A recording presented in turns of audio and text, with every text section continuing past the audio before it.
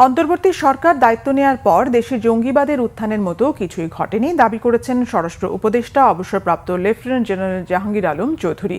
রাজধানীর বাড্ডা, ভাটারা, তেজগাঁও, শিল্পাঞ্চল সহ বিভিন্ন থানায় ঈদের শুভেচ্ছা বিনিময় ও কার্যক্রম পরিদর্শন শেষে তিনি এই দাবি করেন। দ্য নিউ ইয়র্ক টাইমসে প্রকাশিত নতুন বাংলাদেশ গঠনের সুযোগ নিচ্ছে ইসলামী কট্টরপন্থীরা শীর্ষক প্রতিবেদন নিয়ে সাংবাদিকদের প্রশ্নের জবাবে স্বরাষ্ট্র উপদেষ্টা বলেন, দেশে জঙ্গিবাদ সম্পর্কিত কোনো সমস্যা নেই। 5 অগাস্টের পর প্রথমে দেশে কোনো সরকার ছিল না, বিশৃঙ্খল ছিল আইনশৃঙ্খলা পরিস্থিতি। পরে অন্তর্বর্তী সরকার আসায় সেই পরিস্থিতি ধীরে ধীরে উন্নতি হচ্ছে।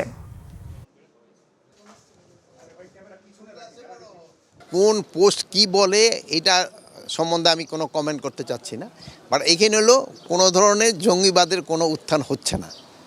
আপনারা আমার থেকে আরও ভালো জানেন, কোনো ধরনের আমরা দায়িত্ব নেওয়ার পর কোনো ধরনের জঙ্গিবাদের কোনো কিছু দেখছেন? কোনো কিছু হয় নাই।